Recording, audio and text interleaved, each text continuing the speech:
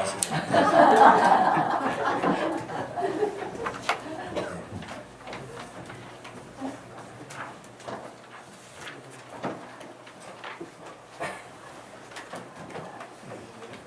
오늘 우리에게 주신 하나님 말씀 요한복음 12장 1절에서 8절까지 말씀입니다. 요한복음 12장 1절에서 8절까지.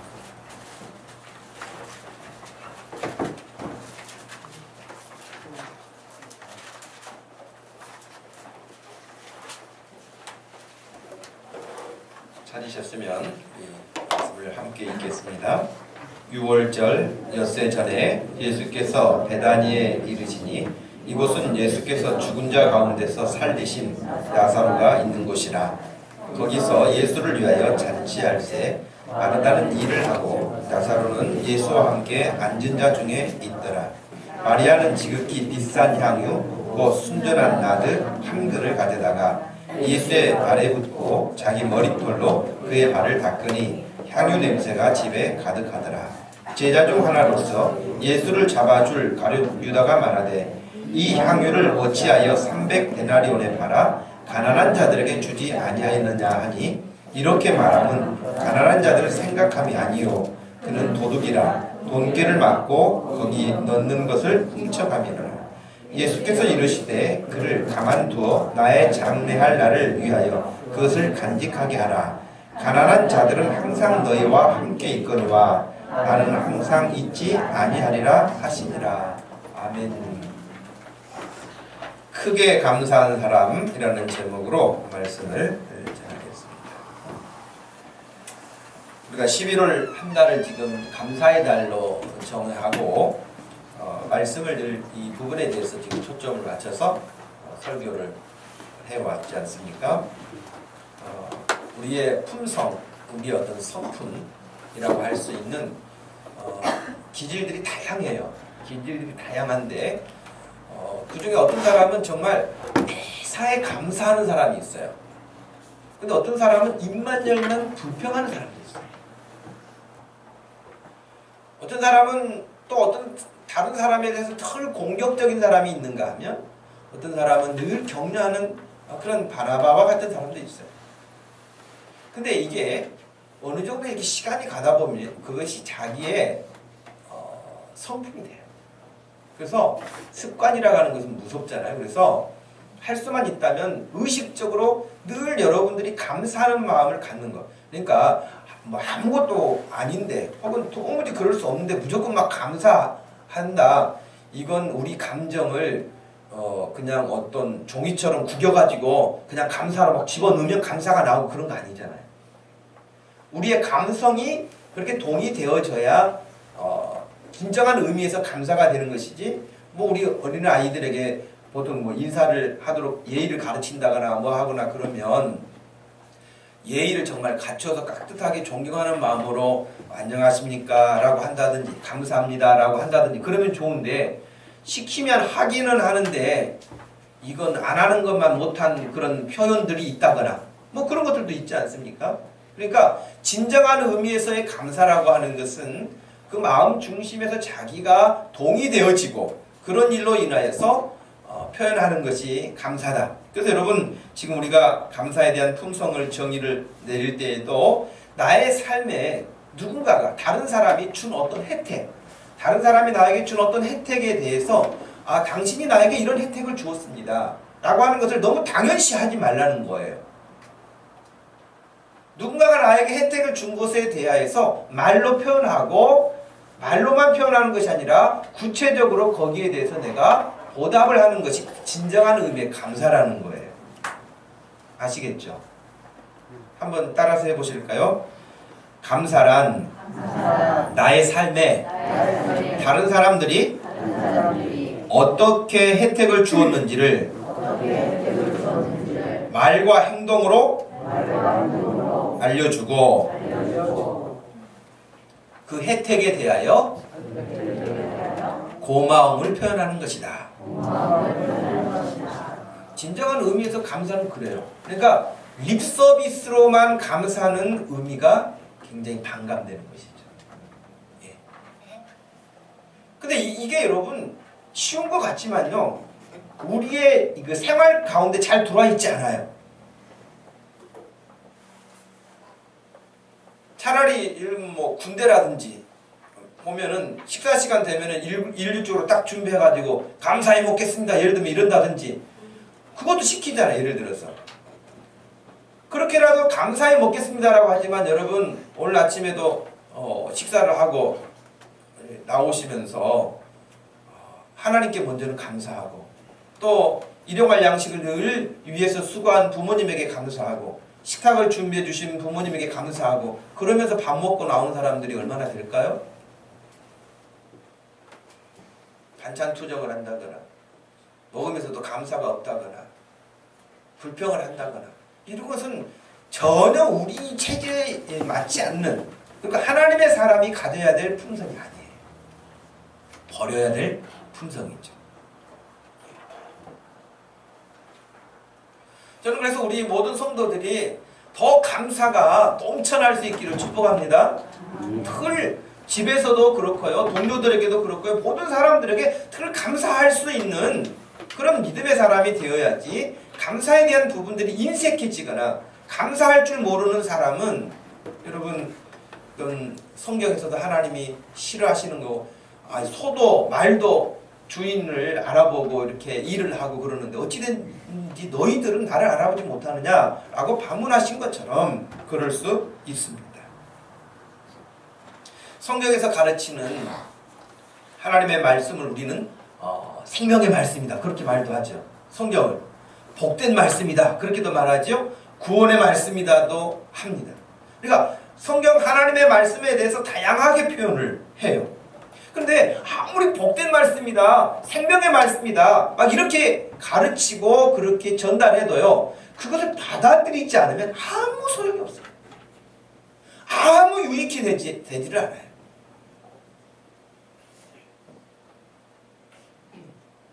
그래서 성경에서는 여러분 굉장히 말씀을 선포하는 것만큼 중요하게 여기는 게 뭐냐면 행함에 대한 부분, 행함에 대한 부분.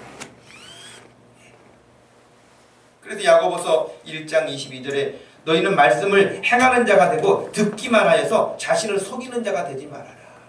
행하는 자가 되라. 말씀을 듣고 행하지 않는 사람은 어떤 사람과 같냐? 야고보서 1장 말씀에서는 그랬어요. 누구든지 말씀을 듣고 행하지 아니하면 그는 거울로 자기의 생긴 얼굴을 보고 그리고 자기의 모습을 잊어버리는 것과 같다. 기억이 안 나는 거예요. 거울을 보기는 했는데 왜 거울을 봤는지, 얼굴에 뭐가 묻었는지, 머리가 어떻게 흐트러졌는지, 옷맵시가 어떻게 흐트러졌는지 보기만 했을 뿐이지 아무런 교정이 일어나지 않아요. 그럼 거울을 보나만 하는 거 아니겠습니까? 그래서 25절 말씀에서는 온전한 율법을 들여다보고 있는 자는 듣고 잊어버리는 자가 아니요 실천하는 자니 이 사람은 그 행하는 일에 복을 받으리라 그랬어요. 그 행하는 일에 복을 받으리라. 그러니 여러분 말씀을 늘 들을 때도 사모하면서 들으시기를 바라고요. 오늘도 말씀을 들으시면서 여기 사람의 숫자만큼 하나님이 각자에게 주시는 말씀이 다 달라요. 제목은 하나지만 여러분 각자에게 주신 말씀은 다 다르고요. 여러분들이 받아들여야 될 자세도 다릅니다. 그래서 그 일을 행하는 자가 복이 있다 말씀을 하셨고 2장 26절 말씀에서도 영혼 없는 몸이 죽은 것 같이 행함이 없는 믿음은 죽은 것이다. 죽은 것이다. 그렇다면 우리가 지금 감사에 대한 부분을 한 번 더 생각하고 있는데 어떻게 감사하며 살아야 할까? 오늘 본문을 통해서 몇 가지 살피려고 합니다. 오늘 우리가 읽었던 요한복음 12장 말씀, 이 배경에는 6월절 엿새 전이라고 1절 말씀에 돼 있지 않습니까? 그러니까 시간적으로 본다면 예수님의 공생애 3년차이고 그 다음 이제 마지막 일주일, 예수님의 생애가 일주일 남겨둔 시점이에요. 요한복음은 여러분, 그러니까 우리는 지금 마태, 마가, 누가, 요한복음 이렇게 복음서를 읽을 때이죠. 복음서를 읽을 때에 그 그냥 이렇게 쭉 읽으면서 이게 시간적으로 어느 때인지 구분하기 좀 어려운 점도 있어요. 그런데 요한복음을 간단하게 말하면 요한복음 여러분 1장에 보면은요. 1장 29절, 25절, 43절에 뭐가 나오냐면 이튿날, 또 이튿날, 이튿날 이렇게 이튿날이라고 나와요. 그래서 이튿날, 이튿날, 이튿날이면 며칠 된 거죠? 6일 된 거죠. 이틀씩 지나게 6일 있잖아요. 그러니까 일주일 정도 지난 것이 앞부분에 나와요. 그리고 예수님의 생애 3년에 대한 부분이 굉장히 순식간에 축약돼 가지고 기록되고요. 오늘 12장부터 마지막 장까지는 예수님의 일주일 생애가 또 나오는 거예요. 그러니까 의외로 요한복음이 구조가 간단해요. 앞에 일주일을 사역을 소개하면서 일주일, 그 다음에 예수님의 3년의 생애가 축약돼 있고 그 다음에 12장부터는 예수님의 생애 마지막 일주일이 기록되는 거예요. 그러니까 우리가 지금 읽은 말씀도 거기에 해당합니다. 예수께서 베다니에 이르시니 그랬어요. 헬라어로 기록된 베다니아라고 하는 이 말은 히브리어에서 번역을 했는데 히브리어에서는 베트하냐라고 되어 있습니다. 이것은 본래 직역을 하면 가난한 집에 해당을 하고 가난한 자의 집, 고민하고 고뇌하는 번뇌하는 자의 집 뭐 그런 의미를 가지고도 있습니다. 그래서 이제 사람들이 추측을 하죠. 왜 동네 이름이 베다니라고 되어 있을까? 그래서 어떤 사람들은 나병 환자들이 격리되어서 예루살렘 동편에 살았다는 기록도 있습니다. 그래서 그 마을을 고난의 집, 고뇌자의 집, 가난한 자들의 집 그런 의미로 베다니라 정했다. 이런 이야기도 있고요. 또 이 마을은 특별히 신약성경에서 마르다, 마리아, 나사로 이 형제 자매가 같이 살기도 했던 마을이고 또 나환자였던 시몬의 마을이기도 했습니다. 예수님이 공생애를 마무리하시는 일주일의 그 시작을 해 가시면서 이 베다니의 마을에서 주무시기도 했습니다. 이 베단이라고 하는 마을은 예루살렘에서 동쪽으로 약 한 3km 정도, 2km, 어떤 사람은 2km라고도 하는데 직선도로로 말하겠죠. 오늘날도 차로 한 10분 정도 거리니까 가까운 거리예요. 그런 거리에 있는 실제적인 그 마을인데 지금 현재는 이스라엘 지도상으로 보면은 팔레스타인과 이렇게 단절시키는 벽을 쌓아놔가지고 지금 굉장히 모습이 달라졌죠. 그러나 예수님 당시에 지금 그런 모습으로 요단강 서편에 있던 마을입니다. 근데 그 마을에 들어가셨는데 예수님이 가셨는데요. 오늘 그 1절 말씀에 보니까 6월절 엿새 전에 예수께서 베다니에 이르시니 그곳은 예수께서 죽은 자 가운데서 살리신 나사로가 있는 곳이다. 여러분 11장에 보면 나사로 이야기 나오잖아요. 나사로가 죽었어요. 나사로가 죽었는데 죽은 자를 살리신 거예요. 여러분 믿으세요?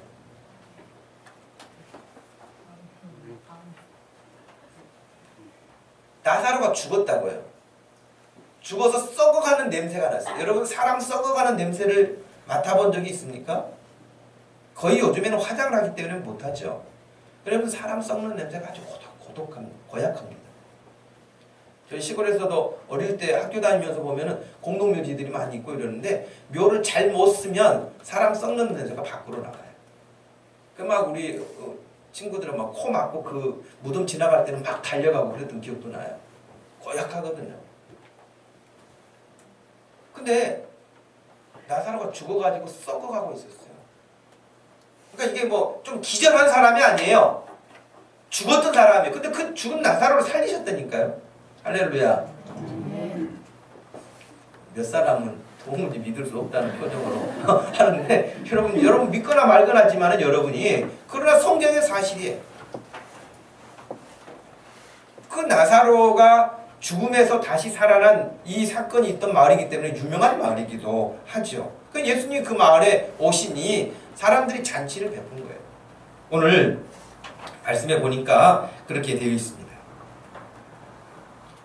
죽은 자 가운데서 살리신 나사로가 있는 곳이라 거기서 2절에 보니까 예수를 위하여 잔치할세. 그러니까 예수님을 위해서 잔치를 얼마나 크게 잔치를 했는지는 모르지만 하여튼 음식을 준비하고 예수님을 대접하는 그런 일들을 그 마을에서 하는 것이죠.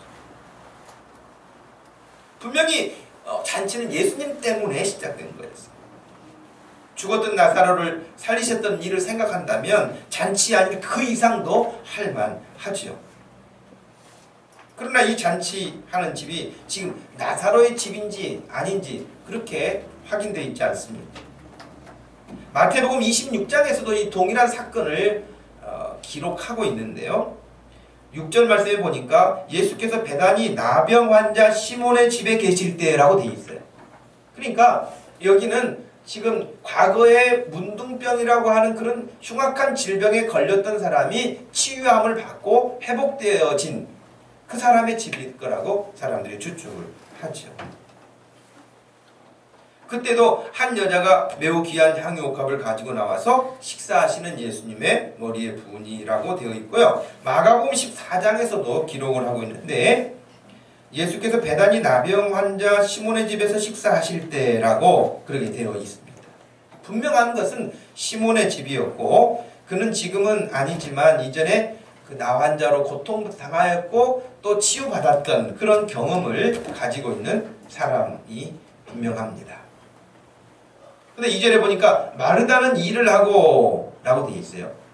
나사로는 예수와 함께 앉은 자 중에 있더라. 그러니까 앉은 자 중에 있더라는 것은 일하는 모습이 아니라 초대받은 자의 모습을 띠고 있는 것이죠. 그런데 바로 그때였어요.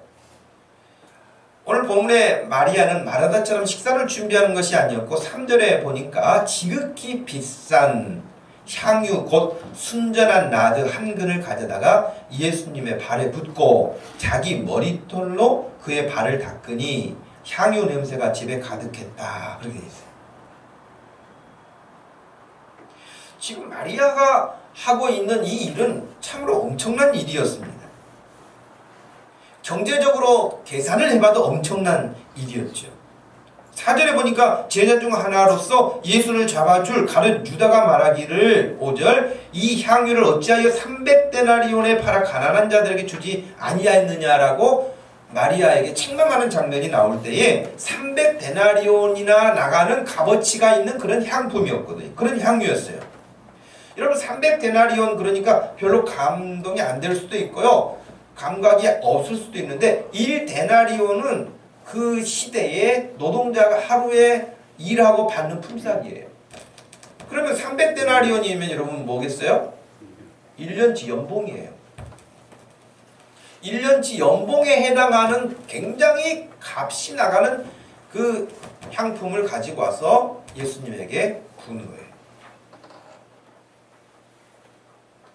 마리아가 도대체 왜 이런 일을 했을까? 그리고 이 일을 하는 모습을 보면서 사람들은 어떤 반응을 일으켰고 예수님은 어떤 반응을 일으키셨는가 하는 거예요. 첫 번째는 왜 마리아는 이런 일을 했을까입니다.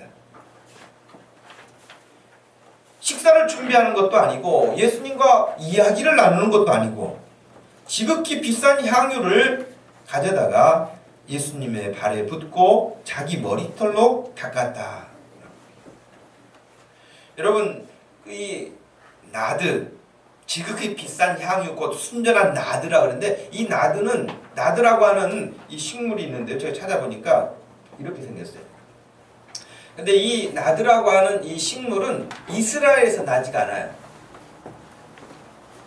주로 티베트, 부탄 혹은 히말라야 이런 지역, 인도 동부 이런 지역에서 아주 고산지대에서 뭐 해발 2,000에서 3,000m 되는 그런 고산지대에서 나는 식물이에요. 근데 이제 보니까 그 향유 한 방울 얻으려면은 이거 구하기도 어려운데 이것을 말려가지고 뿌리를 잘 말려서 씻어내가지고 그것을 한아름 뿌리를 짜내면 기름 한 방울이 나온다는 거예요. 그런 여러분 이스라엘 당시에 자기 나라에서 나는 것도 아니에요. 그러니 그 먼 지역에서 그 당시 이것이 수입이 돼가지고 온다고 한다면 비쌀 만도 하겠죠. 그러니까 이게 보통 사람들이 가질 수 있는 향품이 아니었어요.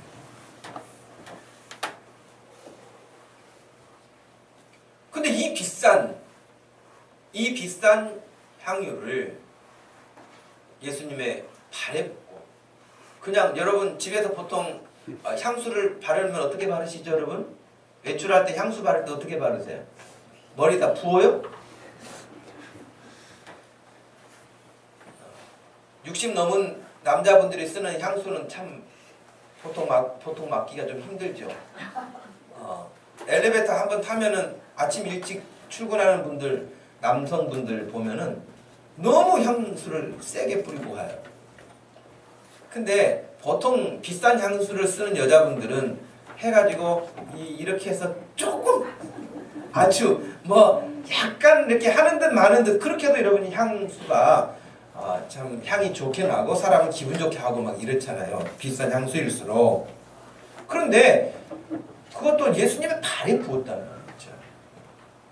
발에 붓고 자기의 긴 머리털로 예수님의 발을 닦았다.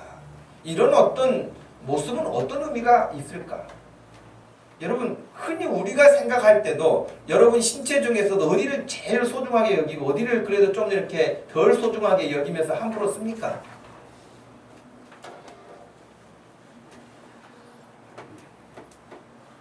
머리를 가장 소중하게 여길 거고, 일반적으로 머리를 보호하죠. 여러분, 다리는 부러져도 삽니다. 그러나 머리가 부러지면 죽어요. 그렇죠? 그런 예수님의 발에 그 귀한 것을 붓고 자기의 가장 그 여성으로서 머리는 또 얼마나 소중하게 가꾸기도 하고 소중하게 여기기도 하고 그렇죠. 근데 그 머리털로 예수님의 발을 씻었다는 것은 아주 극적인 대조를 이루는 거 아니겠습니까? 어떤 부분에 가장 지저분하다고 생각할 수 있고 사람들이 쉽게 생각하지 않는 더럽다고 여길 수 있는 그 발에다가 그 귀한 것을 갖다 붓고 자기의 가장 소중한 부위라고 할 수 있는 머리털로 예수님의 발을 씻었다라고 하는 것은 예수님은 어마어마하게 크신 분이고 존경받을 만한 분이고 존귀하신 분이고 나는 지금 비싼 향유를 붓지만은 이것을 하고 있는 나는 예수님의 발을 씻기에도 너무나 부족한 사람입니다. 꼭 세례 요한과 같은 마음 아니겠어요? 나는 예수님의 신발끈도 묶고 풀기에도 버거울 정도로 가치 없는 사람이다. 그분은 그렇게 높으신 분이고 존귀하신 분이다. 그런 뜻이었잖아요. 그렇기 때문에 지금 여기서도 사도 바울이 그런 표현을 했잖아요. 나는 죄인입니다. 그러나 죄인도 보통 죄인이 아니라 죄인 중에서도 내가 괴수입니다. 우두머리입니다. 죄인 중에서도 내가 최고 악질입니다. 바울이 예수님을 만난 다음에 고백한 거예요. 여러분은 예수님 앞에서 어떠세요? 여러분의 존재가 예수님 앞에서 좀 어떠세요? 나 같은 사람들만 예수 믿어도 세상이 바뀔 텐데 그렇습니까?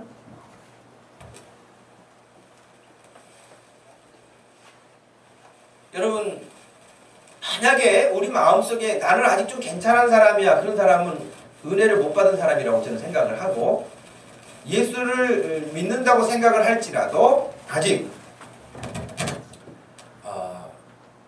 그 깊이를 모르는 사람이다, 그렇게 느껴져요. 그러나 진짜 성경에서 예수님을 만난 사람들, 예수님을 똑바로 믿게 된 사람들은 보면 한결같은 고백이 공통점이에요. 그것은 자기가 너무나 큰 죄인이라는 거예요. 하나님 앞에 내가 너무나 죄송하고 고개를 들 수 없는 죄인이라는 사실을 자기 스스로가 자각하는 그것이 은혜의 시작이에요. 교회 다니면서도 뻣뻣한 사람들이 있어요. 뻔뻔한 사람도 있고요. 아직 은혜를 모르는 사람들이고 주님을 못 만났을 가능성이 큰 사람들이에요. 제가 지난 금요일에도 말씀을 드렸습니다만은 예수님을 진짜 만나고도 그렇게 살 수 있는 사람은 없고요. 예수님을 안 만났는데 또 반대로 그렇게 겸손하게 살 수 있는 사람은 지구상에 없어요. 지금 마리아가 예수님 앞에서 취하고 있는 이런 태도를 생각해 볼 때에 그가 얼마나 자기 자신을 낮추고 또 낮추고. 근데 여러분, 예수님은 하늘의 영광 보좌를 버리시고 이 땅에 오셨다. 자기를 낮추시고 종의 모습으로 오셨다. 그리고 섬기셨다. 이렇게 돼 있잖아요. 그리고 마지막까지는 십자가에 죽기까지 자기 자신을 낮추셨다는 거예요. 그리고 더 나아가서는 죽어서 장사 지낸 바 되시는 무덤에 내려가 있는 자리까지 내려가셨다는 거예요. 우리를 구원하시기 위하여서 그랬다는 거예요. 근데 여러분, 우리는 아무리 겸손하고 겸손하려고 해도 겸손의 한계가 있어요. 우리는 겸손의 한계가 있더라고요. 여러분이 예수님처럼 대신 죽습니까? 죽지도 못해요. 우리는 예수님처럼 그렇게 하지도 못해요. 그러니까 우리가 할 수 있는 겸손이라는 고작 해봐야 어느 정도 되지 않아요. 지금 마리아가 최고로 자기 자신을 낮추고 또 낮춰도 예수님의 발에 그 비싼 향유를 붓고 자기의 가장 소중한 신체 부위 가운데 그 머리털로 예수님의 발을 닦고 있는 그 모습이라 할지라도 그 이상 내려갈 수 있는 데가 없어요. 그러나 그럼에도 불구하고 마리아는 예수님이 누구신가를 알았기 때문에 이러한 고백과 더불어서 이런 행동을 할 수가 있었던 것이죠.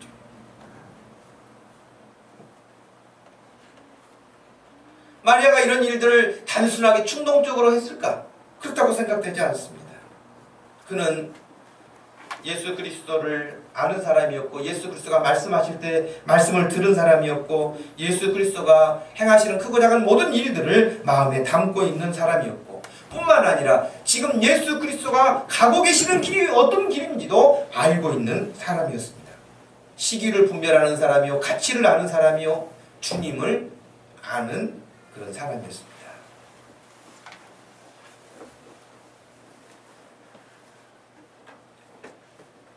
7절 말씀에 예수께서 이르시되 그를 가만두어 나의 장래할 날을 위하여 그것을 간직하게 하라 라고 그렇게 하시는 걸 보면 지금 예수님이 십자가의 죽음을 일주일 앞에 두고 있는 이런 시점에서 이 마리아가 하고 있는 이 행위를 예수님은 알고 계셨어요.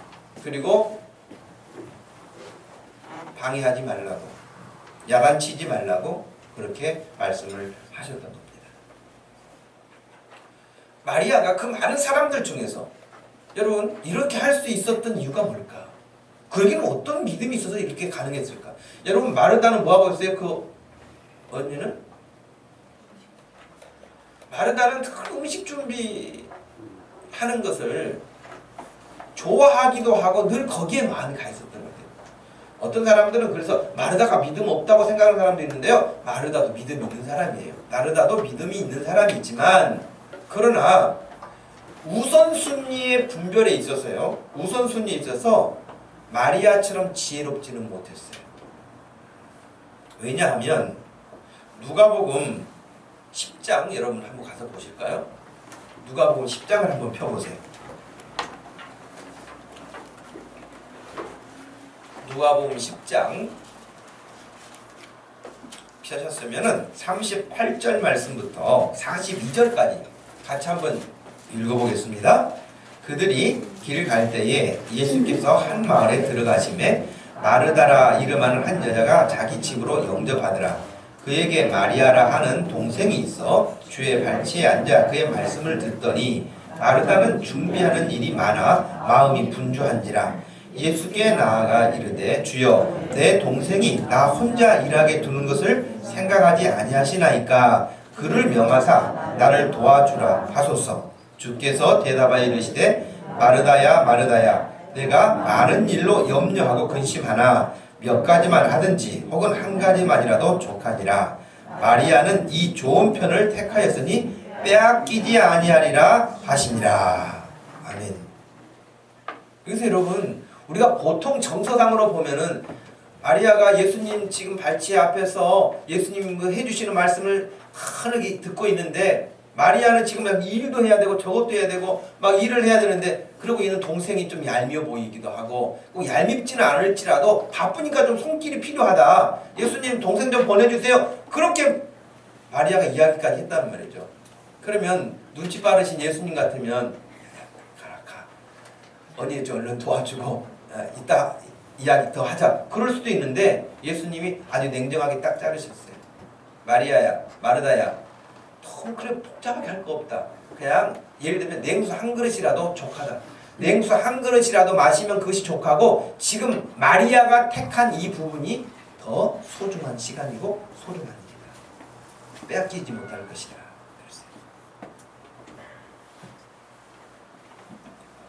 그러니까 지금 마리아하고 마르다는 달라요. 그런 경험이 있었는데도 불구하고 지금 오늘도 역시 마르다는 아마 언니의 입장이어서 그럴지도 몰라요. 아, 예수님이 시장하실 텐데, 아, 예수님 뭐 그러실 텐데, 뭐 드실 거라도 좀 있어야 될 텐데, 그런 마음이 더 컸을지도 몰라요.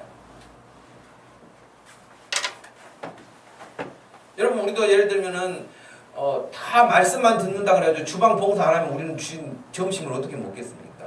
그러니까 주방도 좋아해야 할 필요가 있고 중요하기도 해요.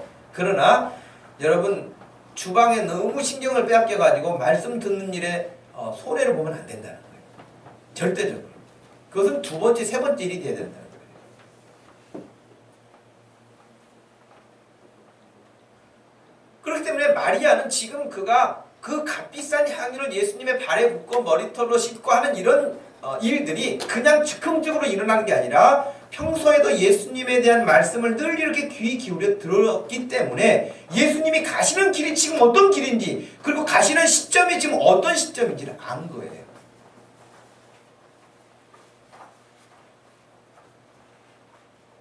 여러분, 누가복음 9장 43절에 따르면요, 사람들이 다 하나님의 위엄에 놀라니라. 그들이 다 그 행하시는 모든 일을 놀랍게 여길세. 그렇게 돼 있거든요. 그 이야기는 뭐냐면 귀신 들린 어떤 아이를 데리고 왔던 아버지 이야기 여러분 잘 아시잖아요. 근데 제자들이 쫓아내지 못했어요. 그 귀신이 들리면 무섭잖아요. 여러분, 귀신이 막 불 속에도 끌고 들어가고 물 속에도 빠지게 하고 막 그런단 말이에요. 그래서 아버지가 이 아들을 고쳐주기 위해서 예수님의 제자들에게 데리고 왔는데, 물론 예수님에게 왔는데 예수님이 안 계신 거예요. 그날 변화산이라는 산에 오르셨고 그 제자들이 고치지 못했단 말이죠.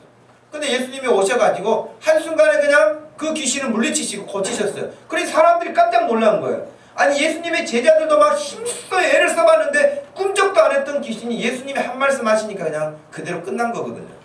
그래서 지금 그 누가복음 9장 43절에 사람들이 다 하나님의 위엄에 놀라니 그들이 다 그 행하신 모든 일을 놀랍게 여겼다, 그런 말이에요.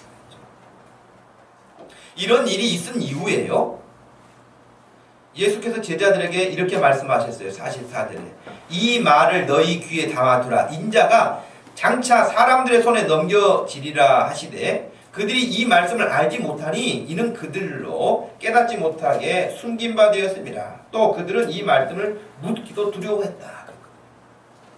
예수님은 지금 십자가의 죽음을 당하시기 전에 세 번 내가 예루살렘에 올라가게 되면 장로들에게 잡힌 바 될 것이고 고문을 당하게 될 것이고 마지막에 죽임을 당하게 될 것이다.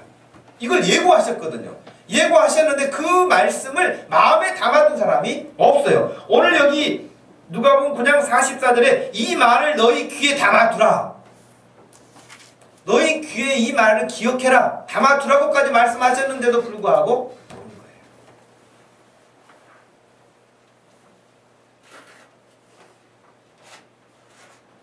마리아는 이런 말씀을 지나치지 않고 정말 예수님의 말씀처럼 귀에 담아둔 거예요.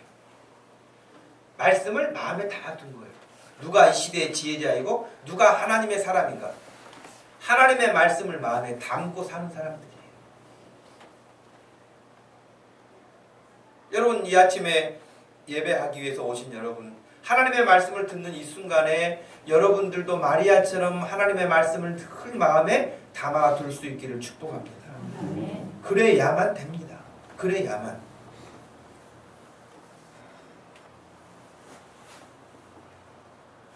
아무도 알아볼 수 없었어요. 예수님이 지금 베단이라고 하는 동네에 오셨지만은 여기를 지나가시면 앞으로 어떤 일이 있을 거라 아무도 몰랐어요. 그러나 마리아는 지금 예수 그리스도의 이 오심과 이 마을에서 지나가시게 되고 예루살렘에 가시게 됐을 때 어떤 일을 당하실 거란 것을 그는 그래도 어렴풋하게 알고 있었어요.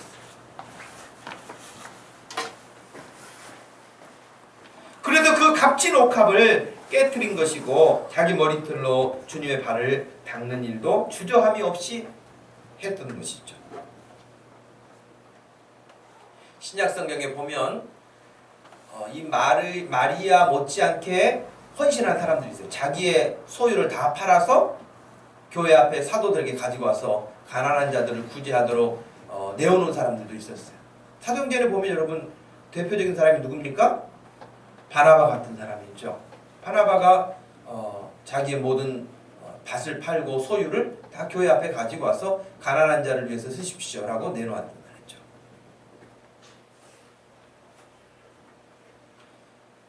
자기의 바나바 같은 사람은 재산만 드리고 끝난 게 아니라 재산을 하나님께 드리고 자기의 삶 자체를 하나님의 선교 사역을 위해서 드렸던 거잖아요. 그 재산 가지고 편안하게 먹고 살만한 사람이었어요. 그러나 그 모든 것들은 주님의 나라를 위해서 쓰도록 내어놓고 자기 인생을 하나님 앞에 그렇게 살았다고요.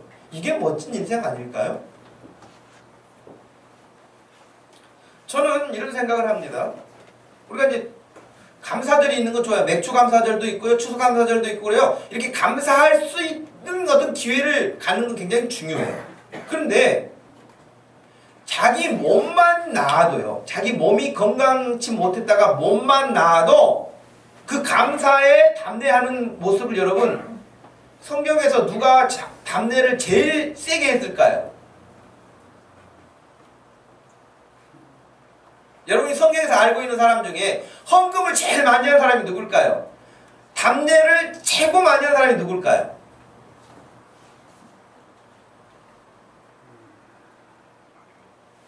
여러 사람을 이야기할 수 있는데요. 제가 이제 먼저 이야기하면서 소개할 사람이 열왕기하 2장에 나와 있는 아람 왕의 군대 장관이었던 문둥병의 고통을 당하고 있었던 나아만이라고 하는 사람이에요. 여러분 너무 잘 아시죠? 이 스토리도? 나아만이라고 하는 사람이 아람 왕의 군대, 그러니까 국방부 장관이었어요. 오늘날로 말하면 국방부 장관으로서 권세도 있고 모든 것들을 갖추고 있는 사람인데 문제는 그에게 치명적인 나병이라고 하는 병이 온 거예요. 아무리 명약을 쓰고 명의를 만나도 치료가 안 되는 거예요. 치료가 안 되는 거예요. 그런데 전쟁통에 잡혀갔던 이스라엘의 작은 어린 여자아이가 그 집에 이렇게 노예로 살게 됐는데 그 고통당하는 그 주인을 보면서 이야기를 슬쩍 한 것이죠. 우리나라에 가면은 하나님의 선지자가 있는데 그 선지자에게 가면은 깨끗하게 나을 텐데 라고 이야기를 했던 거예요. 그 이야기를 듣고요. 결국에는 이스라엘로 오게 됩니다.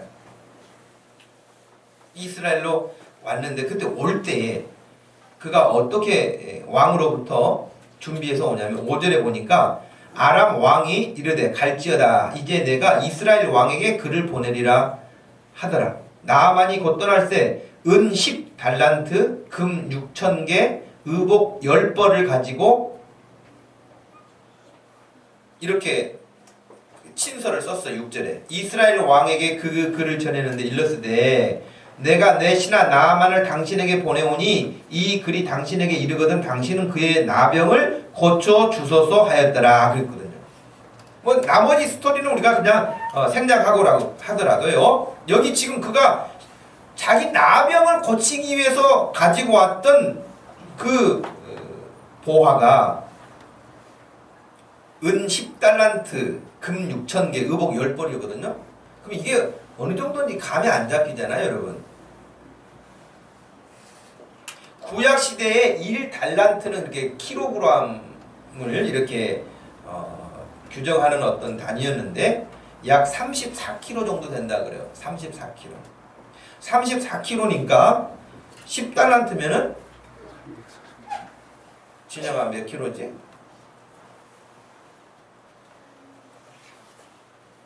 네. 여러분 결코 그 부피가 또 그 가치가 적은 게 아니에요. 근데 더 중요한 것은 신약시대에는 한 달란트는 약 20kg 정도였는데 문제는 20kg였다고 해도요. 한 달란트는 값어치로 환산하면 6,000데나리온이에요. 잘 생각해 보세요.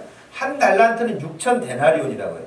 근데 1데나리온은 아까 가치가 얼마라고요? 노동자 하루 품삯이라고요. 그러면 6천 데나리온이면 몇 년이에요? 몇 년 일해야 벌 수 있는 돈이에요?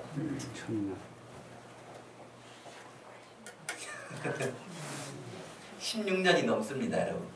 16년이 넘어요.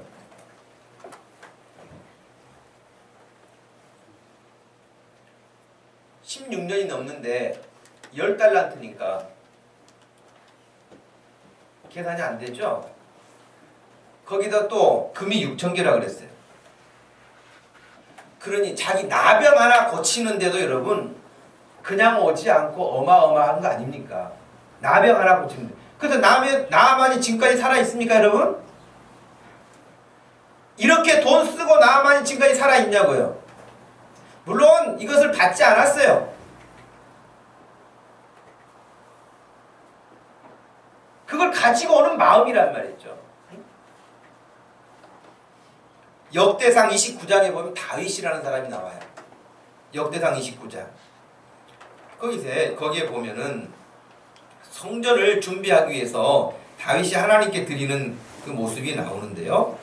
이렇게 이야기합니다. 3절에 성전을 위하여 준비한 이 모든 것 외에도 내 마음이 내 하나님의 성전을 사모함으로 내가 사유한 금, 은으로. 그러니까 이것은 공적인 것이 아니라 다윗이 가지고 있는 개인적인 재산을 말해요. 그래서 내가 사유한 금, 은으로 내 하나님의 성전을 위하여 드렸노니 곧 오빌의 금 3,000달란트, 순은 7,000달란트. 계산해 볼 수 있겠어요, 여러분? 계산 안 나오는 액수예요. 어마어마하죠.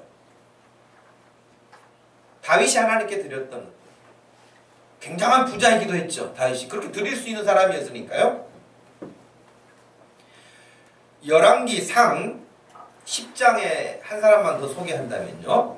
열왕기상 10장에 보면 스바 여왕이라는 사람이 나와요.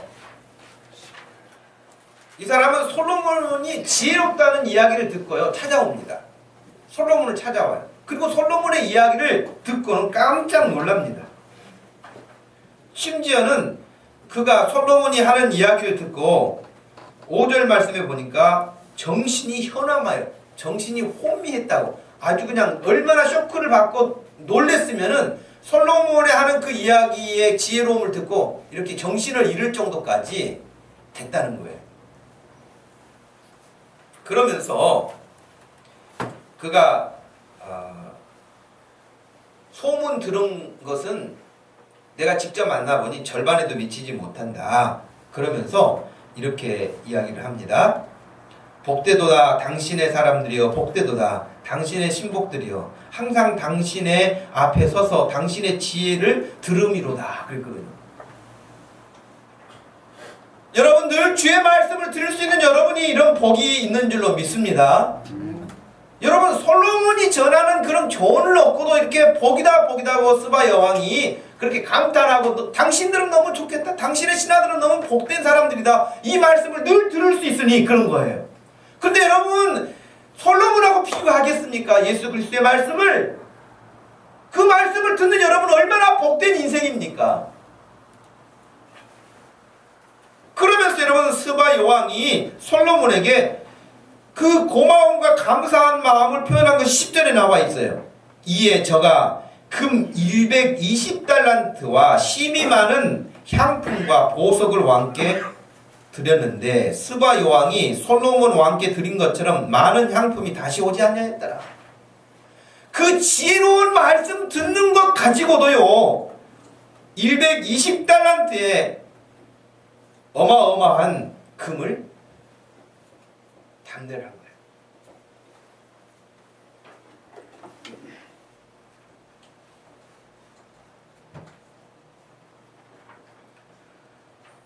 너무 우리하고 갭이 커서 실감이 안 나죠? 우리는 그런 부자도 아니고 뭐 그럴 수도 없고 이런 생각을 할 수 있을 거예요. 여러분 그러면 여러분들이 지금 스바 여왕이 솔로몬의 지혜에 감탄한 것만큼 환경이 되지 않나요? 질문 이해하셨죠? 지금 여러분들은 스바 여왕이 솔로몬 앞에서 지혜로움의 이야기를 듣고 감탄하는 것만큼 감탄할 만큼의 입장이 안 되나요? 대답해 보세요. 돼요, 안 돼요? 누가 웃고만 있으라 그랬어요? 대답을 하라 그랬지. 여러분, 우리는 비교할 수 없잖아요. 비교할 수 없어요. 나병 환자였던 나만이 감사하는 정도의 여러분은 못 미치세요? 그보다 훨씬 더 감사해야 될 조건이세요? 훨씬 더 큰 감사를 해야죠. 왜? 나병이 여러분에게 일단 없잖아요. 나병. 그러면 우리는 그 질병 하나 낫는데도 어마어마한 그런 감사의 표현을 하는 나만이나 스바 여왕이나 하나님 앞에 사모하는 마음 때문에 드리는 다윗이나 여러분 하나님 앞에 감사한 사람들이 그냥 감사한 게 아니라는 거예요. 늘 그 마음의 중심에서 정말 하나님 앞에 그리했다.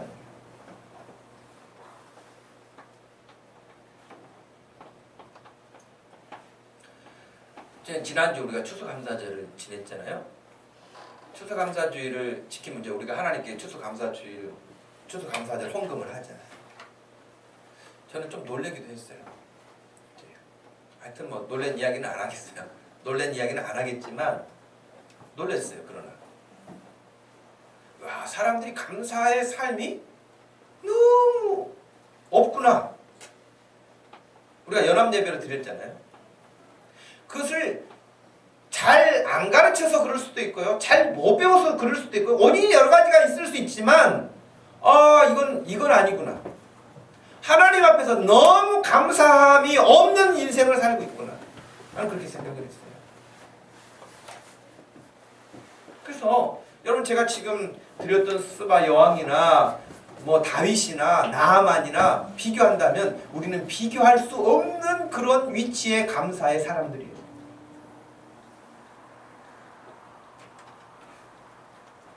저는 그래서 추수감사 주일 때 여러분이 하나님께 헌금을 드리고 예물을 드리고 여러분 하는 것은 여러분의 형편이 다 달라요. 다 다르지만 최소한의 기준을 정한다면 여러분들이 11조 예물을 드리는 것 이상으로 한 번 더 드리는 거예요. 그렇게 드려야 된다고 생각하는 거예요. 여러분 나중에 천국에 가서 저에게 고마움을 가져야 하는 순간이 올 거예요. 분명히. 목사님, 그때 저는 그냥 교회 헌금하라고 목사님이 강조한 줄 알았어요. 그런데 그게 아니었어요. 그런 날이 분명히 올 줄로 믿습니다. 왜냐하면 예수님이 너희의 보화를 천국에 쌓아두라고 말씀하셨어요. 그것은 예수님이 돈이 없어서 그러신 분 아니에요. 예수님이 물질이 부족해서 그런 분도 아니에요. 예수님이 금이 필요합니까? 돈이 필요합니까? 예수님은 그런 게 필요치 않습니다. 그런데 우리의 삶의 근본이 어디 있는가를 알게 하시는 거예요. 너의 인생이 어디에 목표를 두고 어디에 마음을 두고 살아야 되는지도 말씀하시는 거예요. 저는 가끔 주일 이렇게 집사님들이 이제 재정부에서 여러분들 헌금하신 것들을 이렇게 기록을 남겨가지고 보고를 하면 이제 봅니다. 그 볼 때 이건 또 가르쳐야 될 부분 가운데 하나가 있는 게 뭐냐면 우리 청년들 지금 여기 다 있지는 않지만 청년들 못 들은 사람들은 청년들 결석한들한테 꼭 전해주기 바래요. 청년들이 하나님께 헌금 드리는 거 보면 주일학교 아이들보다도 못 드릴 때가 있다는 거예요. 예를 들면. 근데 여러분 보통 커피를 마셔도 커피값 내는 것은 전혀 아까워하잖아. 친구까지 사줘. 근데 하나님께 커피값도 안 드릴 만큼의 마음의 준비가 없는 예배 생활이 돼서는 안 된다는 거예요. 하나님께 감사할 수 있기를 축복합니다. 여러분 감사하세요. 여러분 제가 지금 여러분이 단순하게 헌금을 더 많이 해서 그런 의미가 아니에요. 여러분이 하나님께 감사해야 될 이유는 너무 커요. 하나님께 그런 인생을 살아야지. 그죠? 우리의 삶의 인색함과 우리의 삶의 찌들림과 우리 생각에 갇혀있는, 그럼 여러분 마리아가 그 값비싼 향유를 어떻게 부었겠어요? 마음으로만 주님 사랑하고 끝냈어야지 어찌 그렇게 1년치의 값어치가 되는 그 비싼 향유를 예수님의 발에, 그것도 다른 것도 아니고 발에 한 번 찍어서 바른 것도 아니고 부었을까요? 여러분, 마리아가 그렇게 할 수 있었던 것은, 예수님은 2번, 3번 십자가에서 돌아가시지 않습니다. 그것은 단회적으로 끝나는 거예요. 그 기회는 그때밖에 없어요. 여러분의 인생에 있어서 하나님 앞에 마음껏 헌신할 수 있는 기회, 젊음, 물질, 시간 항상 있는 게 아니에요. 기회 지나가면 하고 싶어도 못한다고요. 할 수만 있다면 하시기를 바라요.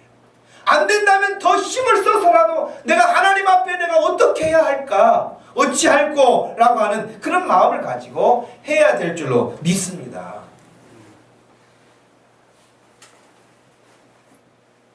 사람들의 반응은 뭐였어요? 마리아의 그런 모습을 보고?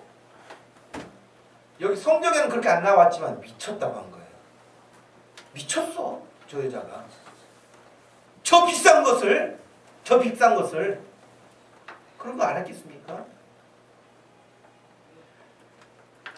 교회도 보면 헌신하지 않는 사람이 꼭 헌신한 사람에게 뭐라 그래요?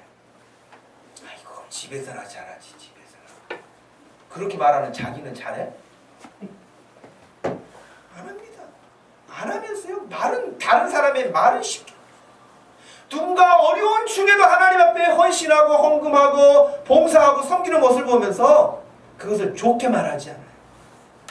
그 믿음에 이르지 못한 거예요. 그 은혜에 참여하지 못한 거예요. 그러나 지금 마리아는 다른 사람들이 알지 못하는 예수 그리스도의 은혜를 아는 사람이었어요. 그러니까 하는 거예요.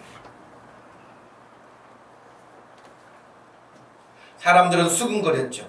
야, 저걸 가난한 사람들에게, 저걸 팔아가지고 가난한 사람들에게 구제를 했으면 얼마나 많은 사람들이 혜택을 받았을 텐데. 근데 예수님이 그들의 마음을 딱 집어서 말씀하셨어요. 뭐라고 하셨죠? 그들이 지금 가난한 자들을 앞세워서 말했지만 예수님이 뭐라고 말씀하셨다고요? 걔들 마음속에는 가난한 자들을 생각하는 마음 없다는 거예요. 그러나 말을 위해서 그렇게 가난한 자를 앞세운 거예요. 그러지 않았어요? 6절 말씀에 이렇게 말함은 가난한 자들을 생각함이 뭐라고요? 아니요. 예수님이 그 사람들의, 제자들의, 가룟 유다와 나머지 사람들의 그 마음을 다 읽고 계시는 거잖아요. 지금 니들 가난한 사람들 앞세워가지고 그 말하지만 니들 마음속에 가난한 자를 생각하는 게 아니다. 그랬어요. 도둑이라고 말했어요. 돈깨를 맞고 거기에 넣는 것을 훔쳐간다고 그렇게도 말씀하셨어요. 그리고 혹시 8절 말씀에 보면 가난한 자들은 너희들과 항상 같이 있을 것이다. 가난한 자는 역사 이래로 있어요. 지금도 있고 앞으로도 있을 거예요. 그러나 예수 그리스도에게 그렇게 향유를 부을 수 있는 기회는 그때밖에 없어요. 여러분 함께 하나님을 섬겨나가는 기회에 있어서요, 여러분이 하나님께 헌신할 수 있는 기회는 딱 기회가 있는 거예요. 그 기회 지나가면 못하는 거예요. 여러분들의 영적인 부분이 깨어있기를 축복합니다. 깨어있어서 지금 내가 해야 될 것이 무엇인가, 내가 지금 주님 앞에서 어떠한 자세를 가져야 할 것인가를 아는 것이죠. 마지막 예수님의 반응은 무엇이었을까요? 7절 말씀 한번 같이 8절까지 읽어봅시다. 시작. 예수께서 이르시되 그를 가만두어 나의 장래할 날을 위하여 그것을 간직하게 하라. 가난한 자들은 항상 너희와 함께 있거니와 나는 항상 있지 아니하리라 하시니라. 그랬어요. 마태복음 26장 12절 이하에서는요, 이렇게 기록합니다. 이 여자가 내 몸에 이 향유를 부은 것은 내 장사를 위하여 함이니라. 13절. 내가 진실로 너희에게 이르노니 온 천하에 어디서든지 이 복음이 전파되는 곳에는 이 여자의 행한 일도 말하여 저를 기념하라. 그러셨어요. 마리아와 같은 신앙 되기를 주님의 이름으로 축복합니다. 하나님 앞에 시간을 드리는 거, 물질을 드리는 거, 여러분의 인생을 드리는 거 아까워하지 마시고 마음껏 더 드릴 수 없음에 여러분들이 속상해할 수 있는 믿음으로 성장할 수 있기를 축복합니다. 감사는 그냥 입으로 하는 게 아니에요. 우리의 시간과 물질과 내 몸과 마음과 모든 것을 다해서 나를 구원하신 예수 그리스도 앞에 내 몸을 불살라 드린다 할지라도 갚을 수 없는 주의 은혜인 것을 알고 우리가 그 믿음을 가지고 살 때에 우리는 오늘 마리아와 같은 이 믿음으로 감사의 생활이 되어지고 그 감사의 생활이 내 인생을 복되게 하나님의 나라의 부요함을 누리게 하는 축복의 통로가 될 줄로 믿습니다. 기도하겠습니다. 기도할 때 하나님 앞에 같이 기도하십시다. 하나님, 마리아가 그렇게 하는 모습을 이해하는 사람은 예수님 말고는 아무도 없었습니다. 예수님이 인정해 주시는 믿음이었습니다. 하나님, 제가 가지고 있는 믿음이 마리아와 같은 믿음입니까? 가룟 유다와 나머지 사람들과 같은 믿음입니까? 내 눈을 활짝 열어 마리아처럼 주님을 볼 수 있는 영안을 허락하여 주옵소서. 기도하십시오. 하나님, 내 시간, 내 물질, 나의 이 젊음, 나의 인생을 주님이 기뻐하시는 대로 쓸 수 있게 해주십시오. 여러분, 소리내서 기도할 때 주님이 꼭 그렇게 하실 줄 믿습니다. 기도하십시다. 하나님 아버지, 고맙고 감사합니다. 이 시간 저희들에게 주님께서 귀한 시간을 허락하시고 말씀을 전하게 하시는 중에 특별히 감사의 말씀을 다시 한번 생각하게 하시니 마음에 담고 교훈을 받습니다. 하나님 아버지, 주님 앞에 우리가 가져야 할 우리의 태도가 하나님, 그 어떤 것과도 비교할 수 없는 너무나 소중하고도 귀한 것들인데 하나님, 너무 당연하게 여기고 하찮게 여기고 아무렇지 않게 여기는 인생이 지금 무엇을 향해서 어떻게 살아야 될지를 구분하지 못하고 흘러가는 그런 인생이 되지 않기를 소원합니다. 이 시간에 주님 앞에 나와서 함께 예배하는 사랑하는 이들에게 성령 하나님 불쌍히 여겨주시고 눈을 열어 활짝 보게 하여 주시고 선명하게 보게 하시고 천국을 향하여서 우리의 삶이 준비되게 해주시고 하나님의 나라를 위하여 이 땅의 삶이 쓰임받게 하여 주시기를 원합니다. 하나님 아버지, 이 시간도 마음에 주의 말씀을 담아두는 사랑하는 성도들에게 꼭 마리아와 같은 믿음 되게 하여 주시고 주님으로부터 인정받고 칭찬받을 수 있는 그러한 믿음 되게 하여 주옵소서. 아버지 하나님, 우리 사랑하는 모든 성도들이 이 땅에서 부요하기를 원합니다. 믿음으로도 부요하기를 원합니다. 물질로도 부요하기를 원합니다. 주님 나라를 위하여서 더 선하게 쓰임되는 인생 되기를 원합니다. 주님이여 기억하여 주시옵소서. 하나님 아버지, 고맙고 감사합니다. 이 시간 주님 앞에서 마리아의 신앙의 한 단면을 우리가 살피고 우리 주님이 그를 평가하시면서 용납해 주셨던 모습이 오늘 우리들의 믿음이 되기를 소원합니다. 하나님, 우리의 눈은 여전하게 가룟 유다와 같이 혹시 다른 제자들과 같이 또 다른 이유를 앞세워서 주님 앞에 헌신하지 못하고 인색하고 주저하는 그런 인생이 될까 두렵사오니 성령 하나님, 이 시간에도 말씀을 듣는 모든 심령들에게 마리아와 같은 믿음의 눈을 허락하여 주옵소서. 그런 믿음을 허락하여 주옵소서. 인생과 시간과 물질과 하나님이 주신 재능들을 다 가지고 나를 구원하신 예수 그리스도를 향해서 불태울 수 있는 인생이 되게 하여 주옵소서. 시간도 갑니다. 물질도 지나갑니다. 하나님, 내 젊음도 지나갑니다. 주님 앞에 서는 날 부끄럽지 않는 인생 될 수 있도록 우리 사랑하는 모든 성도들이 믿음의 부요한 자들이 되게 하여 주옵소서. 성령으로 충만하고 하나님의 거룩한 나라를 위하여서 존귀한 자들로 쓰임받는 인생들이 되게 하여 주시옵소서. 감사하신 예수님의 이름으로 기도하옵나이다. 아멘. 다 같이 자리에서 일어나셔서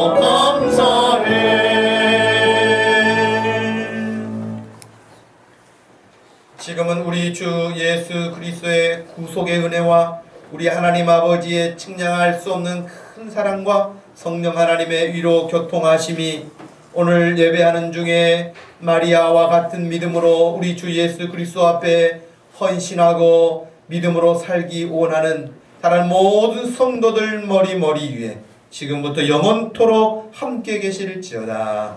아멘.